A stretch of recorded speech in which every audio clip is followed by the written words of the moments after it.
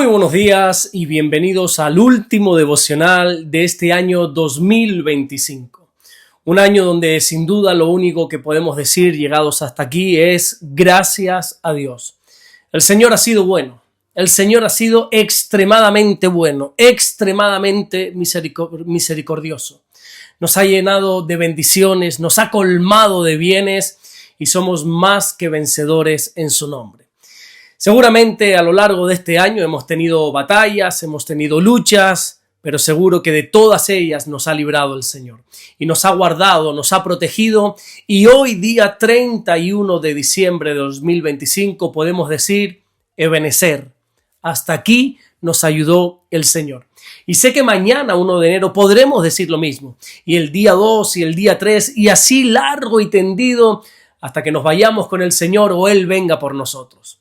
Vamos a compartir la palabra, que creo que no hay mejor manera, ¿verdad?, que terminar un año estudiando la palabra de Dios, deleitándonos en su palabra. Y nos vamos a ir a un versículo apasionante, un versículo que encontramos en el Evangelio de Mateo, en el capítulo 24 y versículo 4, que así nos dice la palabra del Señor. Respondiendo Jesús, les dijo: mirad que nadie os engañe. Jesús va a comenzar este gran mensaje dando una advertencia para esta gran enseñanza de los últimos tiempos, que es el engaño. Créeme cuando te digo que, mira, el mayor peligro que tenemos nosotros, los cristianos, no se trata ni de guerras, no se trata de terremotos, ni de todo este tipo de asuntos que vamos a ir tratando. El gran peligro tampoco es el que vamos a encontrar fuera de las congregaciones, sino dentro de ellas.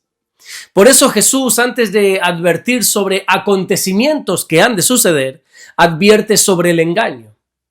Creo que fue ayer o antes de ayer cuando te decía que en este asunto de la escatología, del estudio de los últimos tiempos, como que muchas veces los propios creyentes, los propios cristianos, no nos ponemos de acuerdo porque hay diferentes puntos de vista, diferentes interpretaciones.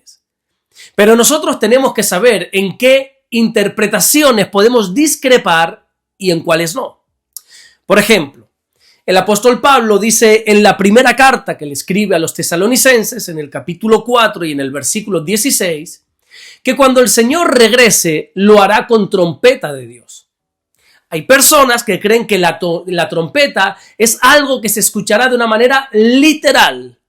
Pero también hay otros creyentes que dicen que la trompeta simplemente es un simbolismo para querer decir que el Rey de Reyes viene. No quiero decir que no sea importante darle una buena y una correcta interpretación a este tema, a este asunto de la trompeta. No digo eso. Pero lo que pretendo enseñar es que es un asunto secundario. Ahora bien, en lo que no podemos discrepar, por ejemplo, es en la doctrina de que Cristo vuelve. Y te sorprendería saber la cantidad de cristianos que no creen en esto. O bueno, quizá no es que no crean en el regreso de Jesús, pero desde luego no viven preparándose para el regreso de Jesús. Pocos años después de que el Señor pronunciara estas palabras, parece como que algunos creyentes dentro de la iglesia ya estaban dudando del regreso del Señor. Y Pedro tiene que intervenir en la segunda carta que escribe allí en el capítulo 3 y en el versículo 9 para aclarar que el Señor no retarda su promesa según algunos la están teniendo por tardanza, sino que simplemente es paciente para con todos porque el Señor no quiere que ninguno perezca, sino que todos procedan al arrepentimiento. Algunas personas, de una manera totalmente intencionada, estaban enseñando que esto nunca iba a ocurrir. Que si fuera verdad, ya el Señor habría venido, decían. Y también otras personas ya se estaban como desanimando porque empezaron a dudar. Por eso la primera advertencia, la primera orden que hace el Señor es a que no seamos engañados. Pero fíjate en el tiempo verbal que usa Jesús, porque Jesús dice, mirad que nadie os engañe. Ese verbo mirad es un imperativo, es una orden que el Señor está dando. Es un llamado a la acción de prestar atención con urgencia. Es una orden para que estemos, para mantenernos alerta, para estar vigilantes, para poder protegernos del peligro. Hermano mío, todo este asunto de los últimos tiempos no es para que lo estemos mirando como, ¡ay, qué interesante! Este no es un tema que se tiene que observar simplemente, sino que es asunto en el que nosotros tenemos que estar bien atentos para que nadie pueda engañarnos. Y hay que estar muy alerta porque a veces pensamos que el engaño va a venir de personas que, ¿cómo decirlo?, que no tienen nada que ver con el Señor. Pero sabemos que eso no es cierto. La gran mayoría de las veces el engaño siempre viene de gente que se congrega. Por ejemplo, Charles Russell fue un hombre que se hacía llamar cristiano, vivió entre el 1800 y 1900. Él usaba un lenguaje totalmente cristiano y de hecho, muchas personas lo consideraban como un verdadero maestro bíblico. Bueno, pues este hombre comenzó a decir disparates de verdad y a ponerle fechas al regreso de Jesús, afirmando que iba a venir en 1874, como después no vino, dijo que no, que era en 1914, y lejos de que la gente lo tuviera por un falso predicador, sucedió todo lo contrario. La gente lo admiró tanto que este hombre llegó a crear un movimiento que se llamaba Estudiantes de la Biblia, que es lo que años después daría lugar a lo que hoy nosotros conocemos como los Testigos de Jehová. ¿Te das cuenta? Bueno, pero vámonos más para nosotros, más para la actualidad. Predicadores conocidos como Harold Camping, que murió hace poquitos años atrás, menos de 10 años. Él era un predicador que la gente lo tenía en alta estima, era un maestro de la palabra. Al principio este hombre enseñaba una doctrina conservadora. Él decía a la gente que no, la Biblia hay que leerla todos los días. Pero mira, no me digas qué es lo que le pasó a este hombre, que poco a poco empezó a transmitir unas enseñanzas totalmente alejadas de la palabra de Dios. Llegando a decir, no sé, por ejemplo, que ya no era necesario congregarse. Bueno, lo peor de todo, también este hombre le puso fecha al regreso de Jesús, diciendo que no, va a venir el 21 de mayo de 2011.